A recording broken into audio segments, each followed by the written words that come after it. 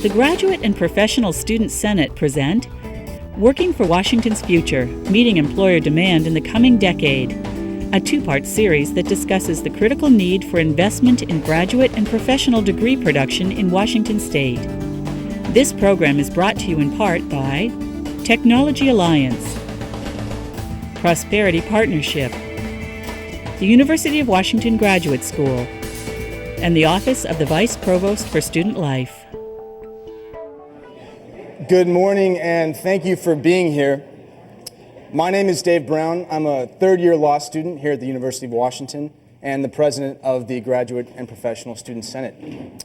On behalf of the Senate, welcome and thank you for joining us for what I know for some of you it's an early morning, for others it's probably just part of the normal business day. For me, I'm going to take a nap right after this event, so thank you so much for being here. We have a packed agenda for you this morning as we confront the question of graduate and professional degree production and meeting employer demand in the coming decade. I'd like to thank our speakers and panelists for giving their time and insights this morning. Special thanks to UW President Dr. Mark Emmert for being here today. Microsoft General Counsel Brad Smith, we are delighted to have you here as well. The Executive Director of the Higher Education Coordinating Board, who drove in all the way from Olympia this morning, Ann Daly, thank you for being here. The Dean of UW's School of Engineering, Matt O'Donnell. The Vice President of Engineering for Boeing Commercial Airplanes, Mike Denton, thank you for being here. And the President and CEO of life sciences company GeoSpiza, Rob Arnold, thank you as well for being here. I'd also like to thank UW Regent and REI CEO, Sally Jewell, for moderating our panel discussion and question and answer sessions. Regent Jewell is a tireless advocate of student issues and a true friend to the University of Washington. Regent Jewell, thank you for being here, and we very much appreciate your leadership. Let me also thank our partners and sponsors for the event, and there are several of them, so bear with me. Thank you to Suzanne Malarkey and the Tech Alliance for their just really tremendous support and preparing the materials and the logistics for this event, as well as just giving us their important perspective. Thank you to the Prosperity Partnership, the College Work Ready Agenda.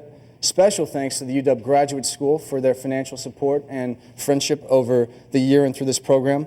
Thank you to the Office of the President, the Vice Provost for Student Life, the UW Development Office, UW's Media Relations Office, and thank you to our Intercollegiate Athletic Department and Todd Turner for making this beautiful space available to us this morning.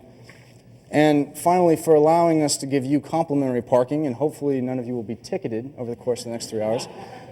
Thank you very much to Josh Kavanaugh and UW Transportation Services.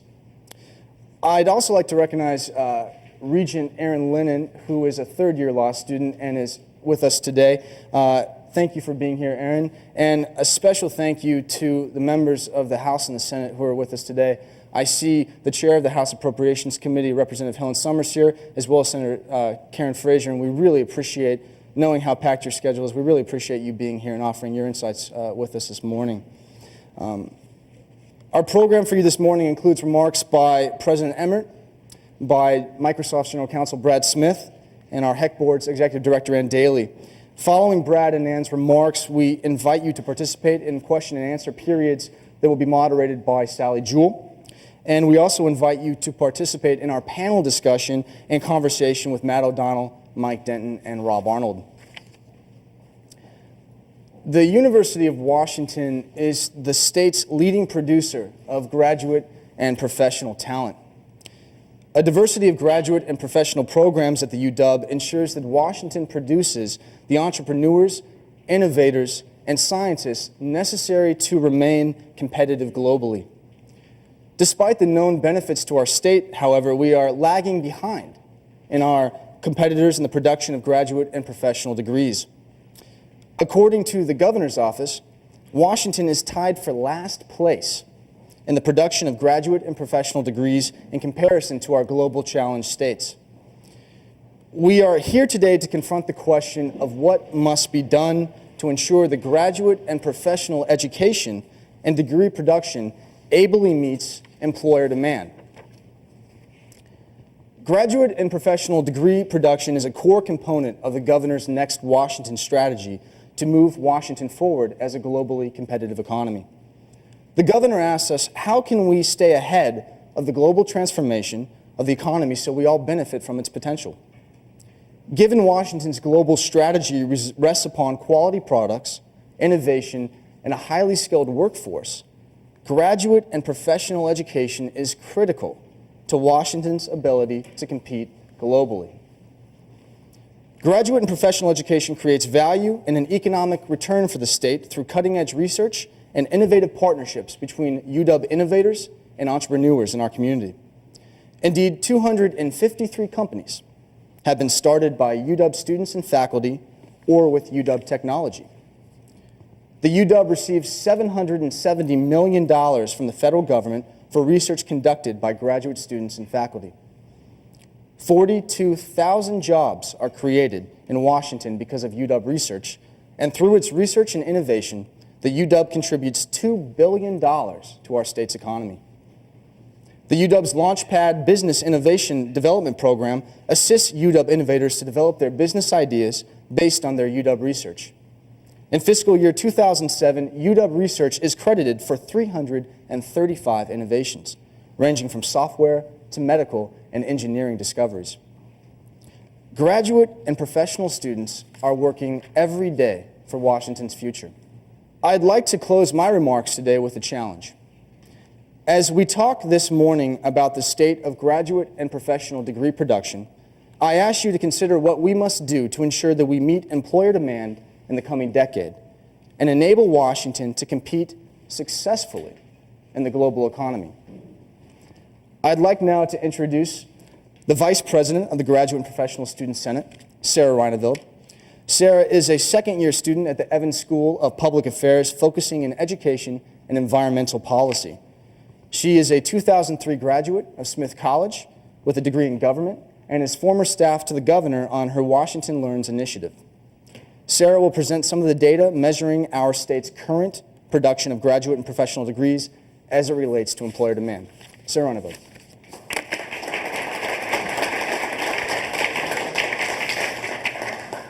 Thank you so much, Dave, and thank you all for being here today. We really appreciate your attendance. I would like to start by reading you a quote, which is one of the 10-year goals from Governor Gregoire's comprehensive education study, Washington Learns. It reads, "Washington will have a well-trained and educated workforce that meets the needs of our knowledge-based economy."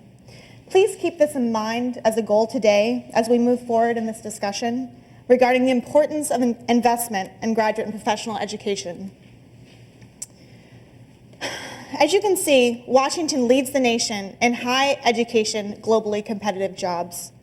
We are fortunate enough to have some of the industry's leading innovators in technology and aerospace fields, including Microsoft and Boeing, which are represented here today. Thank you so much. Because of our high concentration of technology-based industries, Washington, as you can see, is 8th in the nation in employing recent science and engineering PhDs per 1,000 workers. We are first in engineers employed per 1,000 workers and 6th in computer specialists employed per 1,000 workers. However, Washington is not producing educated workers to meet this demand. Washington, as you can see, is 42nd in the nation in the number of science and engineering graduate students in the population of 18 to 24-year-olds. And as you can see, 38th in the percent of bachelor's degrees granted in science and engineering. Additionally, Washington has fallen behind in overall graduate and professional degree production, ranking 47th in participation in public sector graduate and professional education. It is interesting to note that 42% of graduate and professional degrees granted in Washington are awarded by private colleges and universities, thus the public sector output is very low comparatively speaking. As Dave alluded to, our state ranks last in participation in public sector graduate and professional education among our global challenge states, Washington's new peer group. They are California, Colorado, Connecticut, Maryland, Massachusetts, and Virginia. The global challenge states are the top 8 performers in the New Economy Index. This measurement is significant in terms of consequences. Our ranking among these states has serious implications for our competitive future in the global-based economy. Washington is projected to have almost 4,000 annual degree job openings for computer specialists. These include computer programmers, computer support specialists, software engineers, and network administrators. We are projected to have approximately 1,500 annual openings for engineering. If this number seems relatively small, it is due in part to the fact that certain varieties of engineers, including software, are incorporated in the computer specialist field.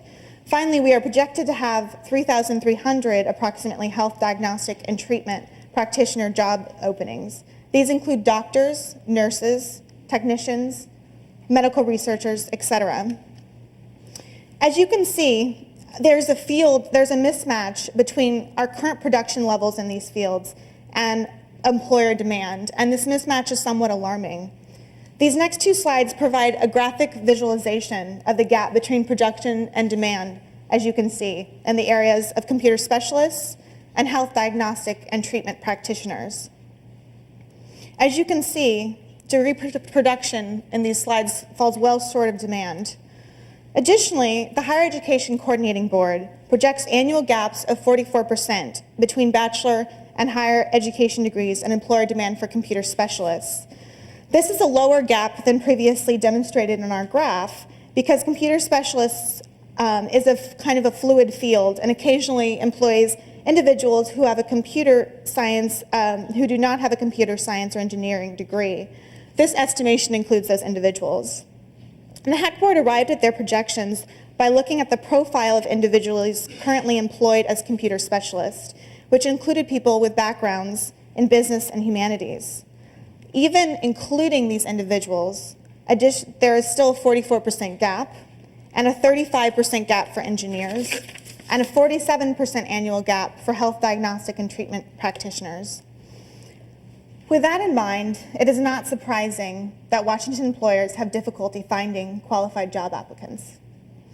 The 2005 Washington Training and Education Coordinating Board survey of Washington employers found that 3,832 employers have difficulty finding positions requiring a doctoral or professional degree.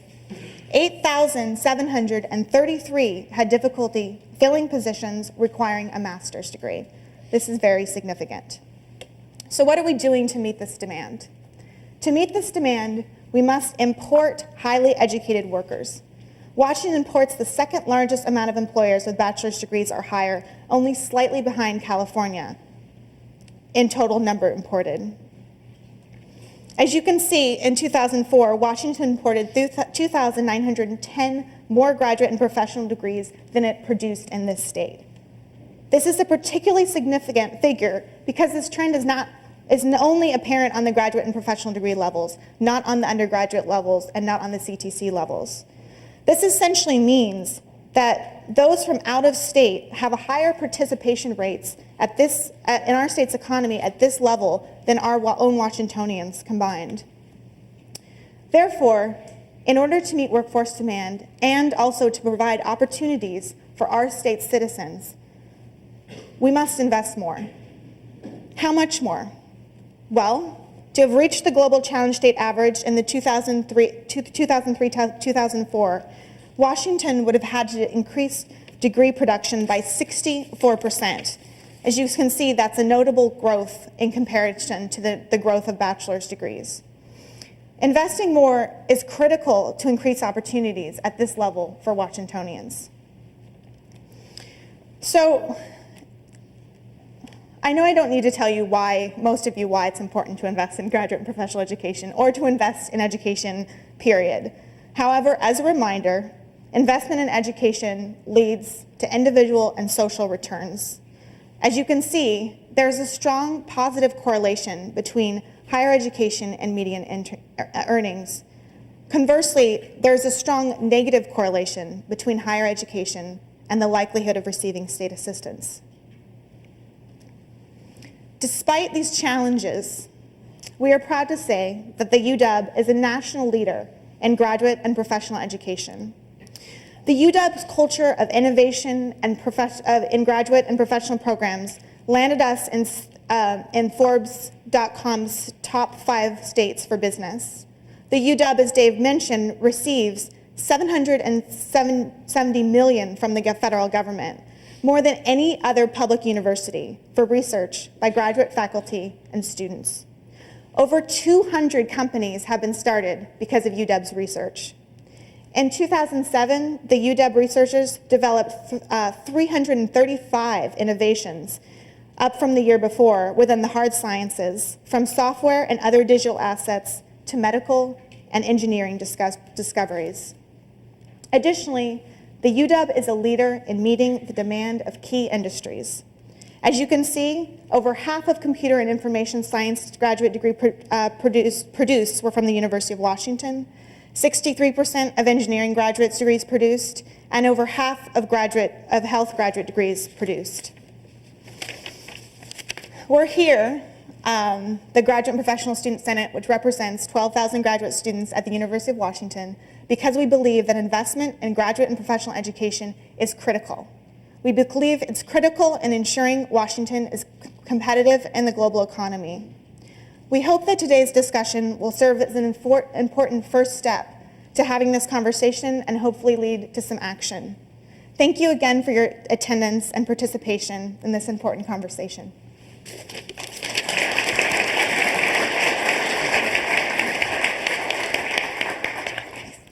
Thank you, Sarah, for that outstanding presentation. Sarah and her staff worked a long time on developing some of these numbers, which really are sort of at the forefront of this conversation. So thank you again to Sarah and her staff.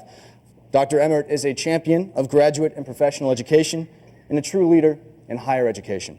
And we are delighted to have him with us this morning. Ladies and gentlemen, Dr. Mark Emmert.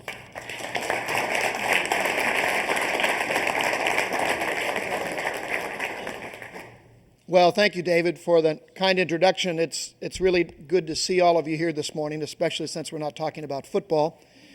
It's the first time this week that I haven't started my day talking about football, and you need to know what a great pleasure it is. After David and Sarah's comments, I'm really tempted to just say amen and sit down, but I'm a university president, so I can't leave well enough alone. So let me make a few observations. First of all, I want to compliment David and Sarah and all of their colleagues with GPSS in putting this all together. When they came to me some months ago and said they wanted to do this forum, I was absolutely delighted at their focus and their interest and their level of understanding of the questions and their ambition for this kind of a project. So congratulations on bringing everyone together here and getting this started. Secondly, this is a crowd, as I look around the room and see who's here, that is in many ways preaching to the choir, because so many of you here have been supporters, such great supporters of education and higher education in the state of Washington and of the University of Washington, and also of graduate and professional education.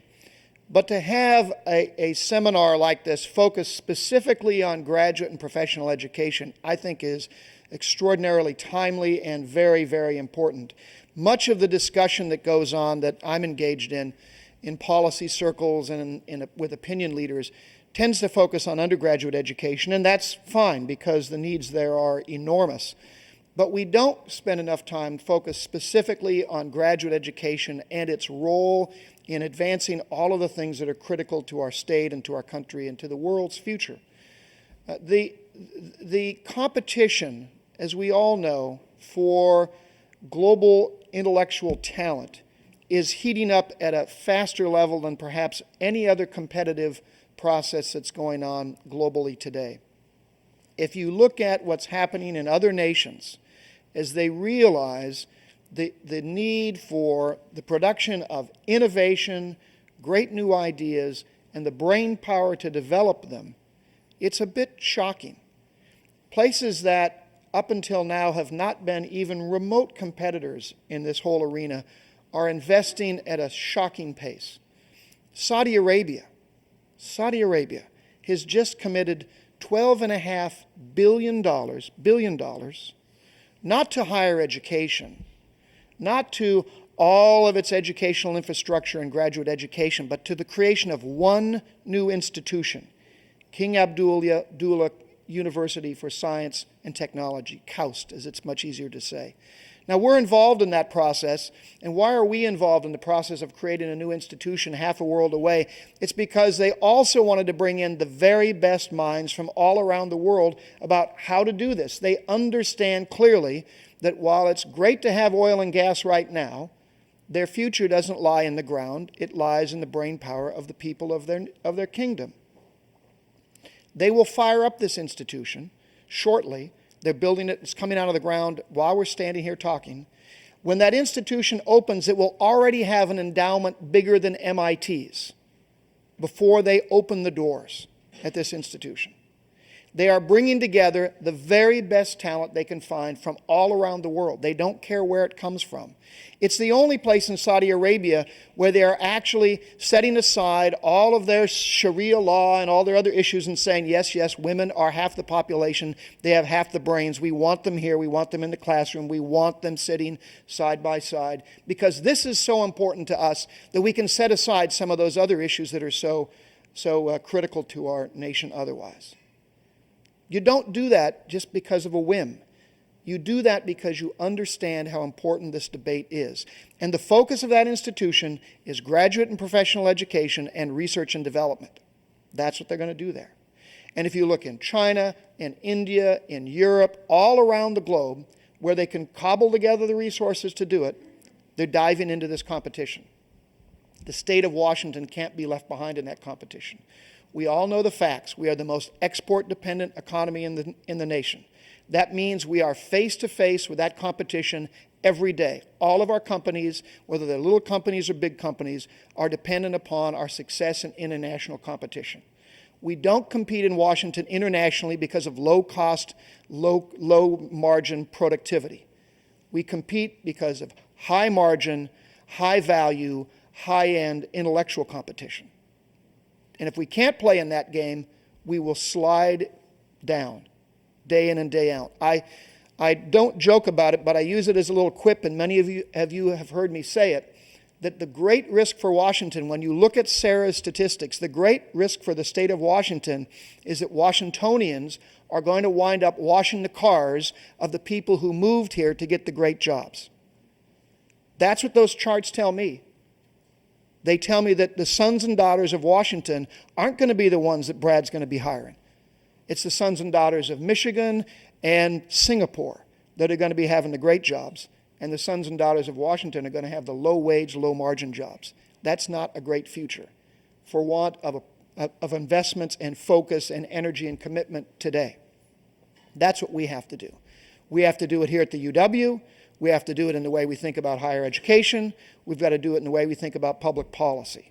And that's why what you guys are doing today, David, Sarah, and your colleagues, is so important, and why I so much appreciate it, and why I so much appreciate all of you taking time out of your very, very busy schedules to be with us today. So I'm looking forward to the conversations. I'm delighted that we have elected officials here today. Thank you so much for joining us, and I'm excited to hear everyone's comments. Thanks for being here.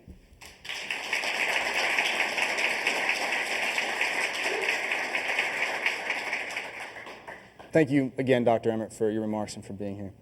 I'd like now to introduce our keynote speaker, who we are just delighted to have, and he's got a packed schedule, so we're going to have him for a short while, and I hope we can make the most of it.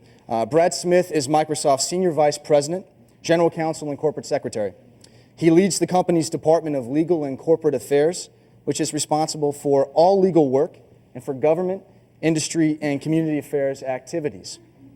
Brad has been Microsoft's lead negotiator on data privacy, antitrust, and intellectual property issues. And he is also a co-chair of the Prosperity Partnership and a leader in the conversation regarding degree production and employer demand. He is a graduate of Princeton University and Columbia University School of Law, which, respectfully, sir, while it's no UW, it will do. It will do. And he is an accomplished legal scholar regarding intellectual property and commerce issues. We are delighted to have the benefit of his insight and expertise this morning.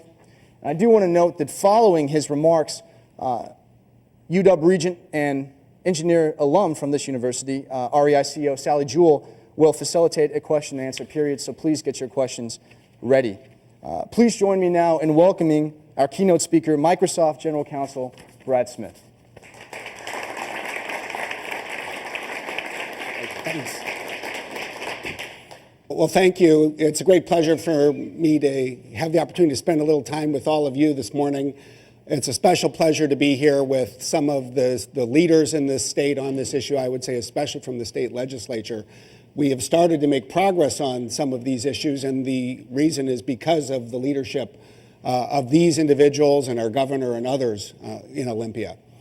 I think you've actually heard a lot about the problems that we in business are facing. And the numbers that David and Sarah and that President Emmert amplified upon, I think really do provide a lot of the context for why this issue is so important. I would like to first put a few of those numbers in a little bit of context, and I'll put them as well in the context of how they affect us in very practical terms as a business here in Washington State.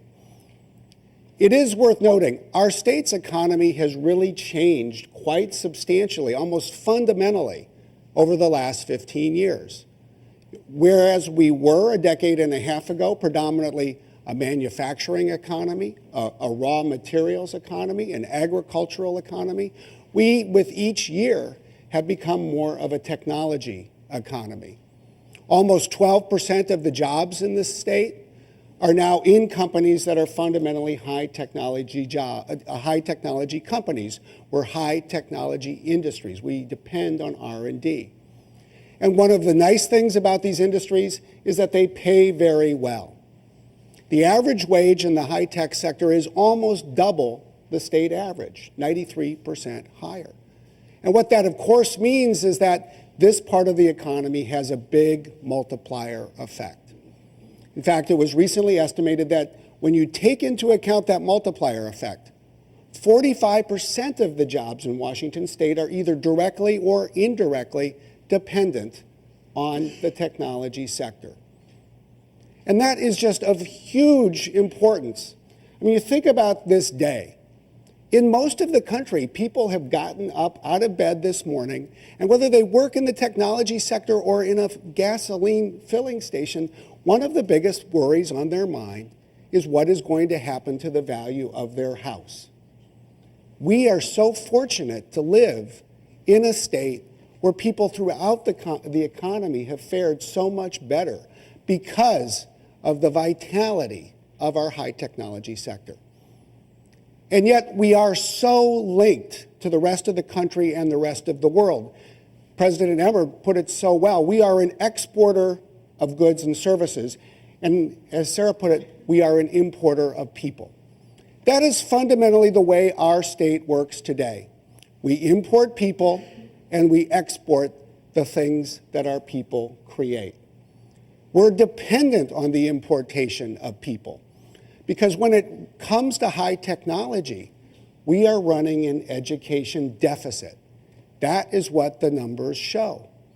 We're near the top of the country when it comes to having jobs and creating new jobs in science, in engineering, in mathematics, and yet we remain near the bottom of the country in creating people, graduating people with the skills and the degrees that are needed to fill these jobs. And for 25 years, we have succeeded solely, I would argue, because we've been able to persuade people to come live and work here with us. It's been a phenomenal success story. And Microsoft, because of our size, is both illustrative of, and maybe even symbolic of that success story. But fundamentally, I don't think qualitatively we're all that different from many, many other technology companies in this state. We have employees from 144 countries living and working here in Puget Sound. It's been a wonderful addition to our community. Their talent has made our state stronger and better. And yet, as is the case for anything, anybody, any company, any state or country that is dependent on importing anything, you have to wonder whether you can continue. And certainly from where we stand and where we sit across the lake, it has become clear that we cannot. What is the biggest break on Microsoft's ability to add new jobs here in Puget Sound. It is absolutely clear it is one thing above all others. It is our inability to keep bringing people here. This past year, we've had to recognize that we simply cannot grow as quickly as we would like here in Puget Sound because we cannot fill the jobs we are creating. For two principal reasons. One is there are some people we're not able to persuade to come live here. President Emmert captured part of it. There are more alternatives around the country and around the world today than there have ever been before. The great engineers in other places have more reason to stay than was the case before, and those reasons to stay are going to continue to grow in the years ahead. And even for people who might be looking to move, unfortunately, we find that there are sometimes people who have this impression that it's rainy out here, and they think about moving to other locations. And we have another problem as well. There are people who want to come here, but they cannot get a visa to do so. And so when I think about the year that's almost completed, for example, what I did with some of my time, I think about the trip I took early in the year to address this problem. We had to recognize that we were at a point where we had only two choices. We would either have jobs here that would sit unfilled, or we would move these jobs somewhere else where we could fill them. So I met with the governor of Massachusetts. I've also met with the governor of Washington State, who's been a tremendous supporter. But I also had to meet with the governor of Massachusetts so we could hammer out the issues to build a large facility in Cambridge, Massachusetts, where they produce a very large number of graduates in the engineering and science fields. And on that same trip, I then went a little farther north and met with the Prime Minister's office in Canada. Because in Canada, they were very clear to us. They said, you at Microsoft have a problem. Your country doesn't want immigrants. We do. We know that the best and brightest in the world are prepared to move to great places, to take great jobs, but your country doesn't want them. We in Canada do, and we'll ensure that our doors are open so these people can come in. And so we got to July, and we opened a research center in Vancouver, a wonderful city, happily quite close. But by the end of 2008, there will be hundreds of people working in Vancouver for one reason and one reason only. They couldn't get a visa to work here. And so we increasingly do need to act, I believe, with a sense of urgency if, in fact, as a state, the next 2 decades are going to be as bright as the 2 decades we've completed. And that's why it is so important that we have events like this, that we talk in fora like this, and even more important that we figure out what to do and then take the message out to everybody else. All the people whose livelihood depends, to some degree, on how we address this problem. I hope that there are 4 areas at least where we can continue to make progress as a state and as a country. And so I'll just touch upon those 4 very briefly and then look forward to the conversation with Sally. First, we have to keep focusing on our pipeline in this state. We have to focus on how we're going to excite and motivate and prepare our young people to take the positions so that they can get bachelor's degrees here at the University of Washington and elsewhere in the state. We need to excite kids about math. We need to excite them about science. And that is a big problem, and it will require a big solution, but I think there's one part in particular on which we should focus. I think if you talk to anybody who's doing something interesting as an adult, all too often what you'll find is that there was a teacher who excited that person. A great teacher who excited that person when they were young. You got to be a good teacher to excite kids about what they're learning. And yet today, only half of our students are studying math with a teacher who's certified to teach math. That simply will not make the grade for our state. Our kids deserve better than that. I'll argue that every child in this state has the need, even the right, to learn math from a teacher who knows how to teach the subject and is certified to do so. And we need to address this pipeline aspect as a first step in building out the capacity that's needed farther along.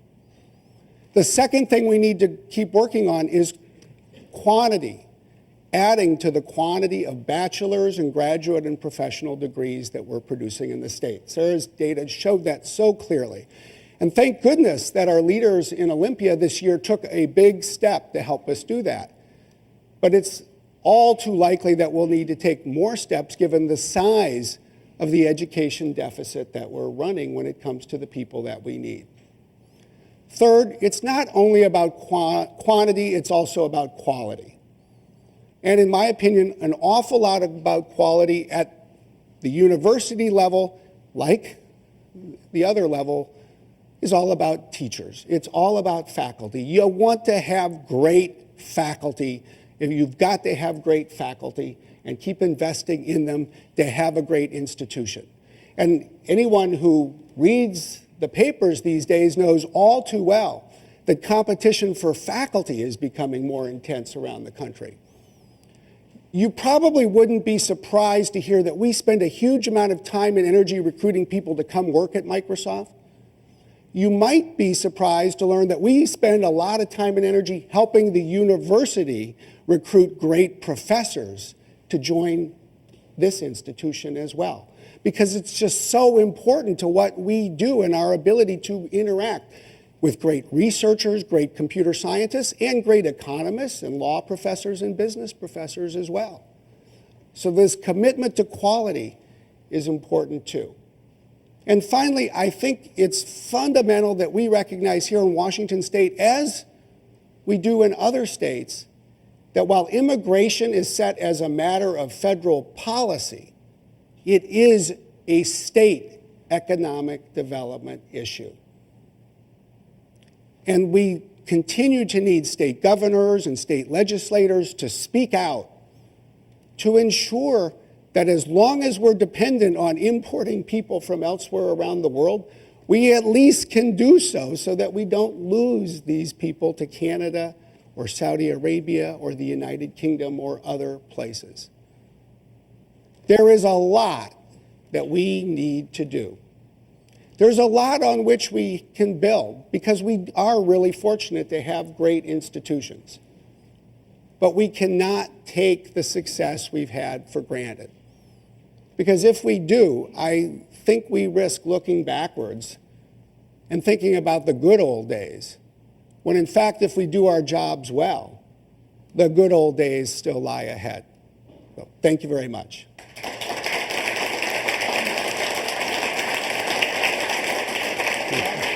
Stand up over here. Sure. Thank you again, Mr. Smith, for being here. Those were extraordinary remarks, and we really appreciate his contribution to the discussion. I'd also like to recognize Representative Bog Hasagawa, who's actually joined us as well. Thank you, sir, for being here.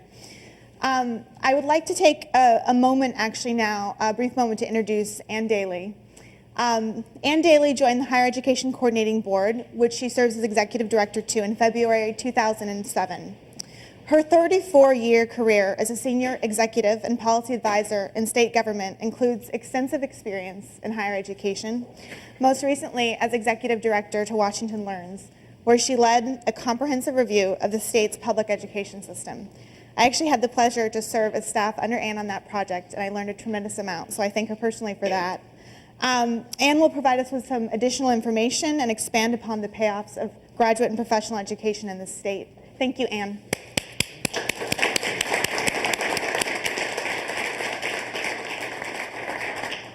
Well, thank you, Sarah and Dave, for organizing this session. It's a bit of a daunting assignment to come at this point in the program, having heard remarks from President Emmert, who basically gave my speech, and certainly the thought-provoking comments from Brad Smith.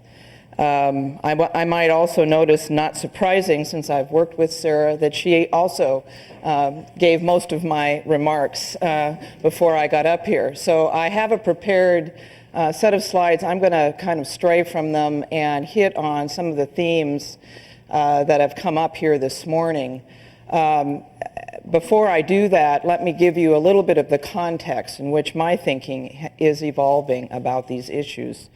And that is, in addition to the work that I had the honor of doing with Governor Gregoire, with Washington Learns and reviewing our entire education system from pre-kindergarten, or really even, as one of our steering committee members said, really prenatal issues with respect to how we think about brain development and human potential development in our state. It starts at the earliest moments of life and then going on through our K-12 system as it currently stands, our higher education system, on up through graduate and professional education. So I had that marvelous experience to think very, very systemically, and much of what I'd like to focus on this morning, it builds on that.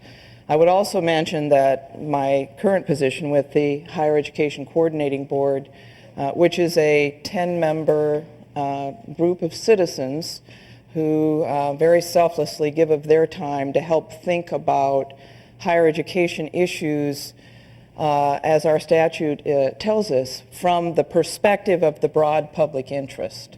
And we have numerous assignments in state government, but perhaps our most important assignment is to think long-term and strategically about what do we need in our higher education system. Higher education meaning all of its flavors, from apprenticeships on through the most advanced of graduate education.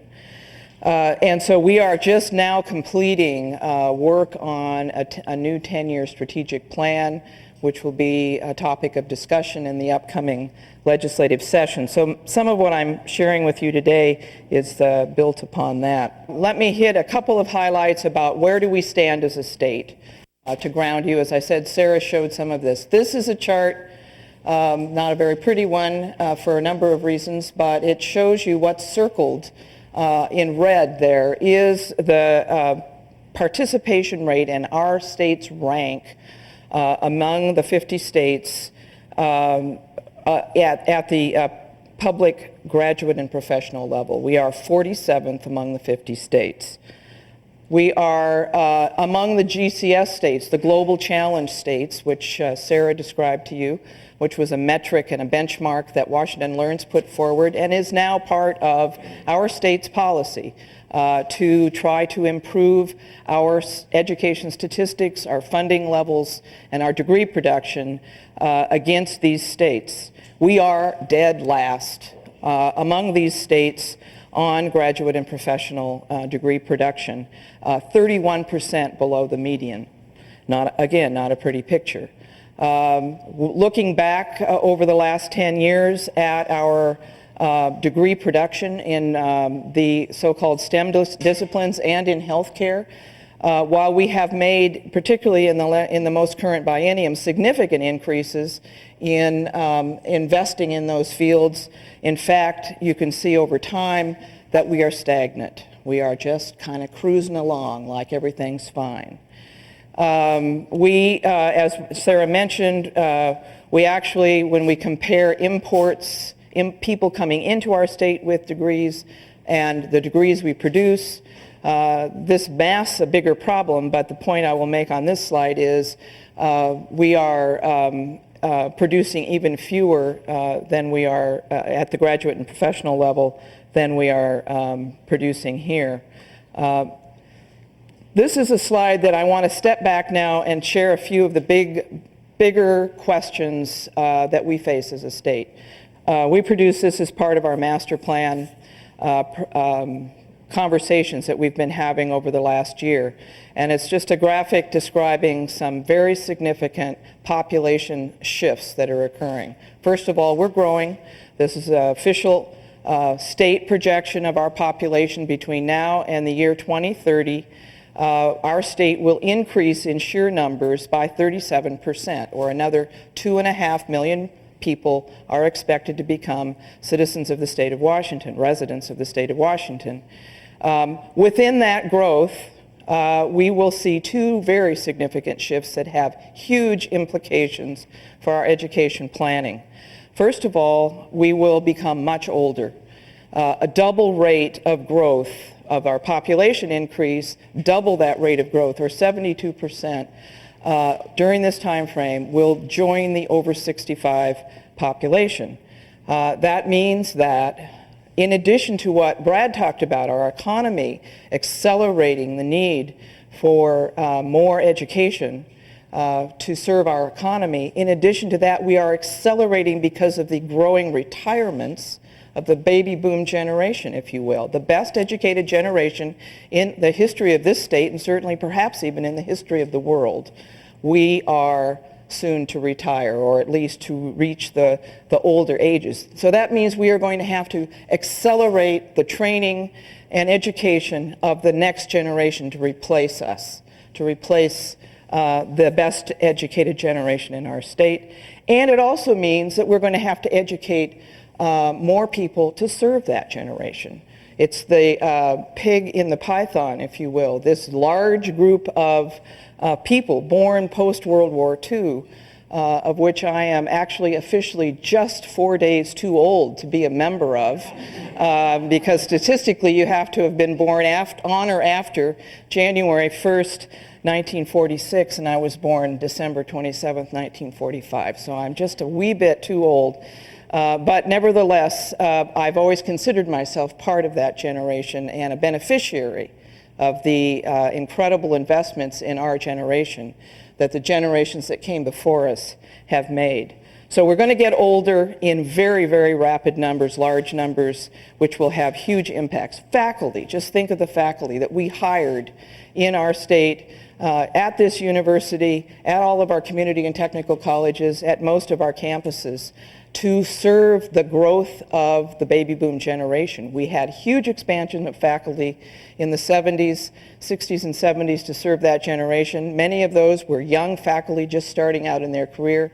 Those faculty are part of this number who will be retiring sometime in this time frame.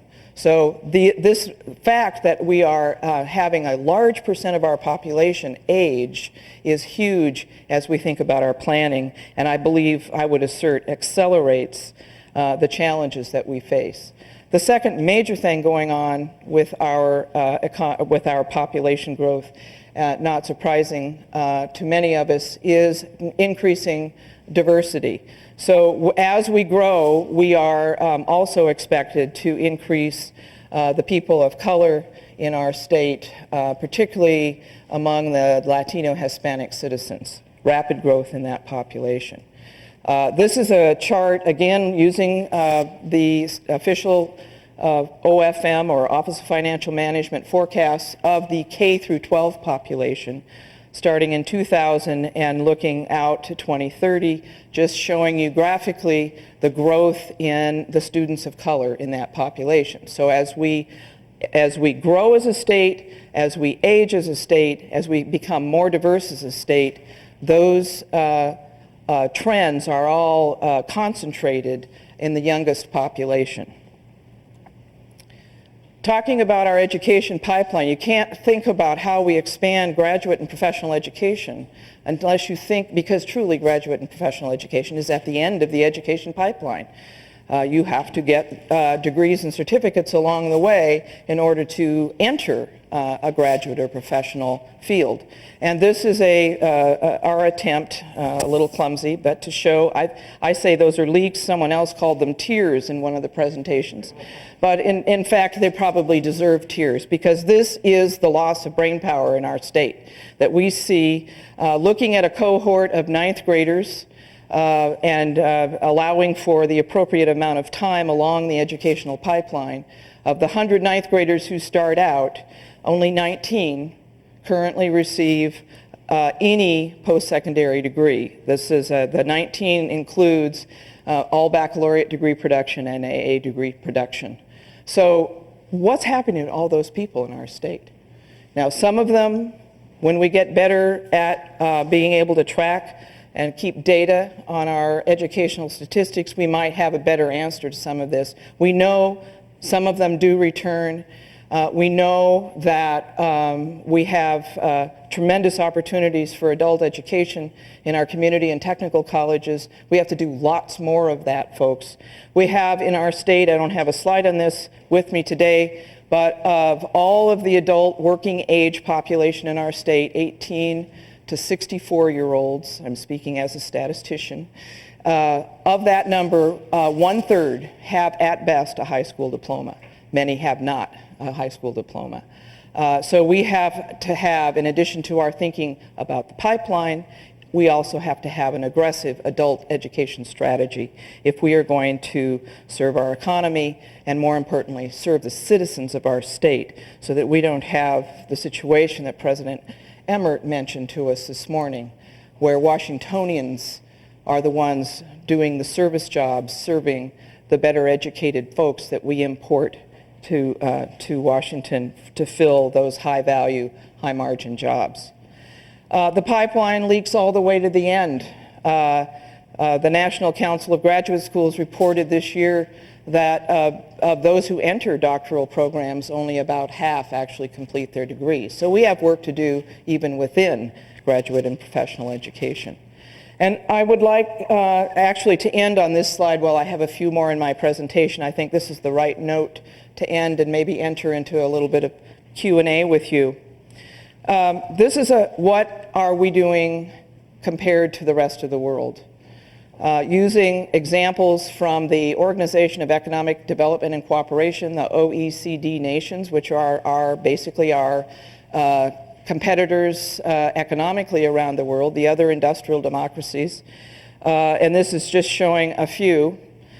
What we have done here is to show you 2 age groups. So it's a way of thinking about a snapshot of educational policies affecting 2 age groups. If you will concentrate for one moment on the orange arrow, that arrow indicates the percent of the population in these countries that hold an AA degree or better. So we're talking about the best educated portion of the population in those countries. Looking just at the orange arrow, which is the age 45 to 54-year-old population, you can see that the United States and Canada lead the world in the percent of the population holding those coveted degrees. But if you look at the blue arrow, and this is what's going on around the world, this is what President Emmert talked about, this is what Brad Smith talked about, what's going on around the world is that everyone else is figuring out that education is the currency of the global economy. Look at Canada. Now 52% of the younger population, the 25 to 34-year-olds, 51% in Japan. Korea, humongous change from 17% of the older population to nearly half of the younger population. And I can show you these statistics for 30 countries that are members of the OECD. Unfortunately, the United States standing stagnant.